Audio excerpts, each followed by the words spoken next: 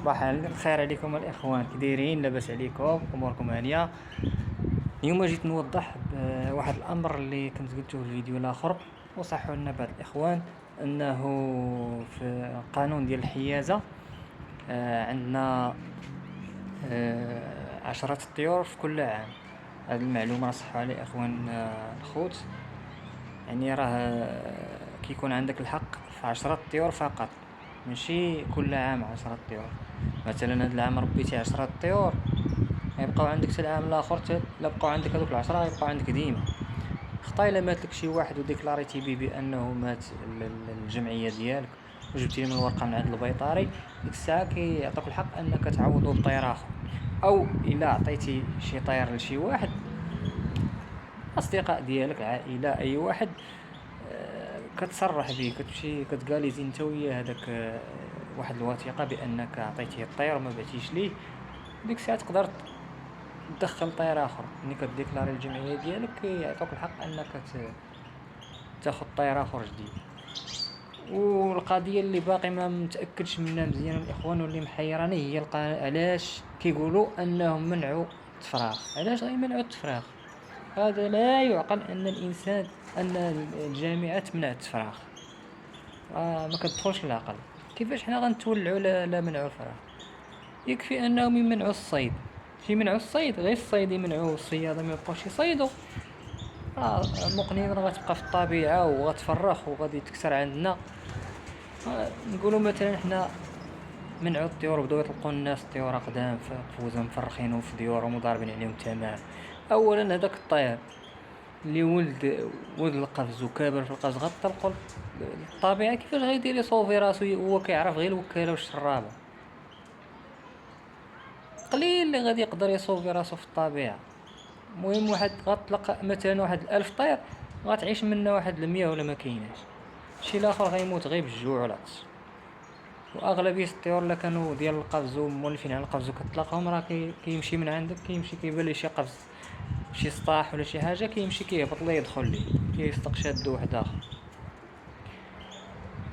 فبالتالي اللي خصو يخرج هاد القانون هذا، خصو يكون عنده درايه بالميدان ويكون مولوع وفايت ليه فراخ وفايت ليه صياد وبزاف ديال الامور، ماشي غير يجيو ولوح القوانين.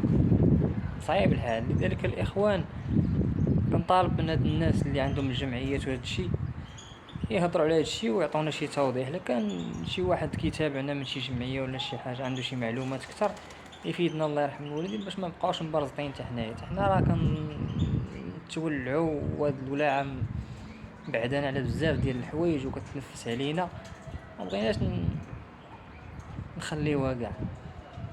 راه مني كتمنع بنادم من شي حوايج، راه بحال كتقول ليه دور حيد فعلاتك، صافي ما كتبقاش الطعم ديال ديك الولاعه. انا كنفرغ في الدار عندي، كنخدم بطويراتي كلشي، وفيها مات فاش كانت المقنين كاع وكانت موجوده، راه ما كناش كنصيدوا ديك الصيده ديال.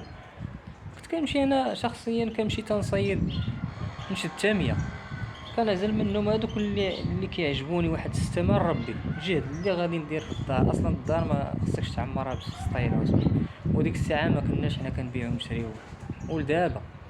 دابا راه حنا ما تنبيعوش ونشريو فيها، راه غير ولاعه. خطا الا زاد عندنا كان عندنا الفائض ولا شي حاجه، راه كنديرو مع الناس غير مزيان وصافي.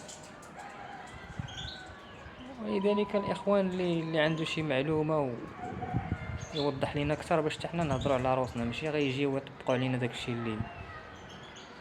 الانسان خصو يتشاور ودير واحد الجمع ويكونوا فيه كاع الجمعيات ويعرضوا فيه على كاع الموالين اللي كيعرفوهم قدام وعندهم ما يقولوا، كنجمعوا الافكار وحتى الاراء كتكون مختلفه وتنخرجوا بواحد الحل اللي هو زوين.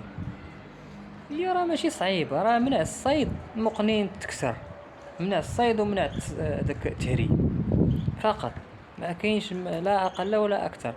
اما الشيء الاخر راه ما يمكنش غادي تحيد، لا حيدتي بحال لا حيدتي الولاعه كاع.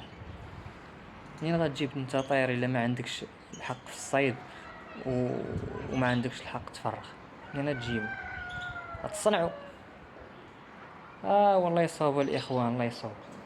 المهم انا هي توضيح بسيط وصافي. انا راه غنتولعو مع هاد الحيوانات الاخوان. هانتوما كتشوفوا حنا راه طالعين السطح، كان معظم الاوقات كنقضيوها غير هنا، مع الفراخ والحمام كما كتشوف. وما يمكنش انت غادي تلوي اليد ديالك. الانسان خصو يعرف اش كيدير، والقرار الا خرج خص الانسان يتشاور فيه ويخرجوا بقرار اللي يكون مزيان للطرفين، ماشي غير مزيان لطرف واحد. نتوما الاخوان كنديروا هاد التفريقات سنوات هما عندنا، وسنوات هما كيضربوا بزاف، غتجي تخلى عليهم؟ ما يمكنش. الله يسر الامور جميع الاخوان، ونتمنى يدار لينا شي حل باش نبقاو حتى حنا مولعين، نقنطوش من هاد الولاد. الله يسر الامور جميع الاخوان. تحياتي، كان معكم اخوكم ياسين من قناة